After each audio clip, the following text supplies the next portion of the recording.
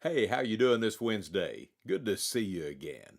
I've got a word for this Wednesday, and my word for this Wednesday is attitude. Now, we talk a lot about attitude, but if you're a Thunder fan, Oklahoma City Thunder fan like I am, you were really saddened to see Andre Robertson go down. To see the knee buckle, you knew that this was an injury that was going to last a while. And to see him out of play, you were sad for him, you were sad for his teammates, and then the reality starts setting in. He's going to be gone a long time, and he was a really valuable member of the team.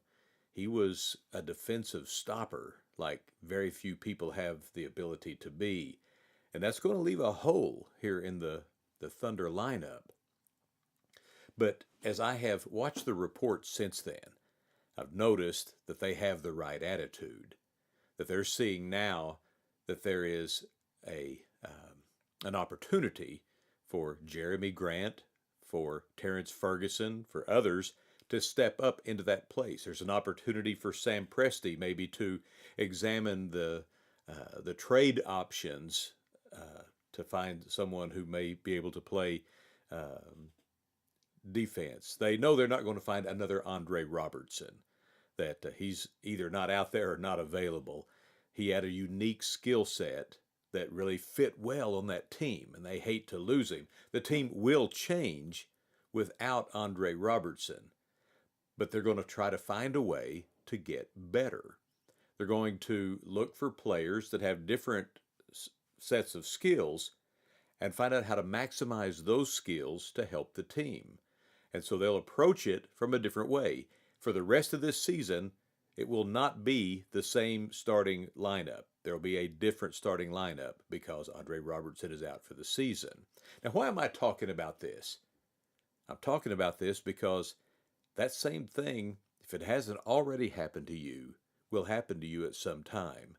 Someone in the church that you serve that you really depended on, someone that has really brought a lot of skills, a lot of abilities, a lot of relationships to bear in the organization that is your church, is going to leave.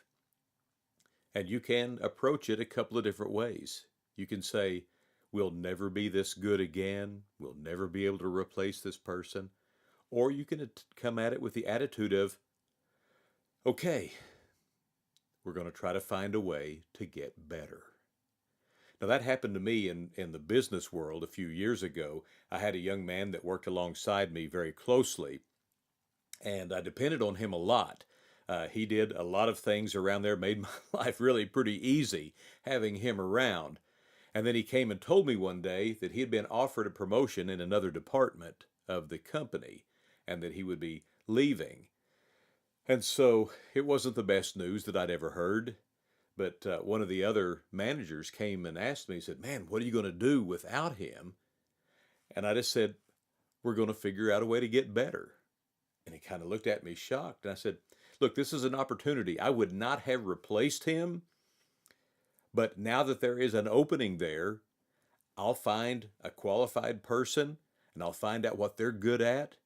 And we'll find out a way to get better through this change. And you know what? We did. Brought in another young man. He had an opportunity to step up here. His skill set was really completely different than the young man that he replaced. But you know what? We were able to find a way to use him in our organization in a way that really put our department ahead of where it was headed. And so when that happens to you, there at your church, whether it's something, sometimes those situations they end badly, sometimes they end sadly. Somebody passes away or is transferred to another state, and sometimes it's bittersweet. Somebody is leaving. Maybe one of your staff people is going to take a ministry position in a different opportunity, and you're glad that they have this opportunity, but you're going to miss them. Don't don't give up. Don't fall out and just say, oh my word, it's never going to be good again. No, think, all right, how can we get better? We have an opportunity here now. This person is gone. we have to make changes as a result. Nobody can blame me because we're not going to be able to find that same person, a younger version of that same person. So approach it from that point of view that, okay, yeah, I hate to see him go. Maybe you hate to see him go. Maybe you don't hate to see him go.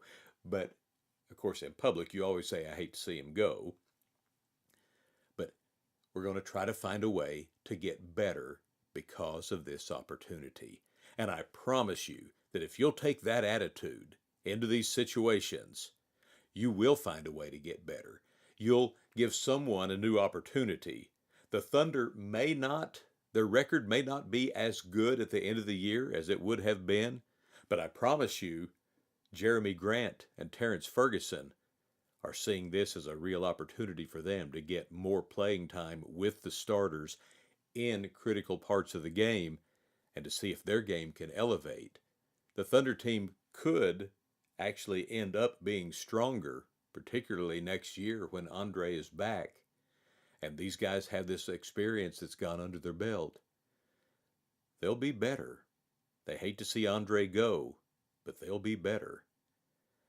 And you may hate to see someone go from your church, but you'll be better if you have that attitude and find out a way to get better. Let's pray.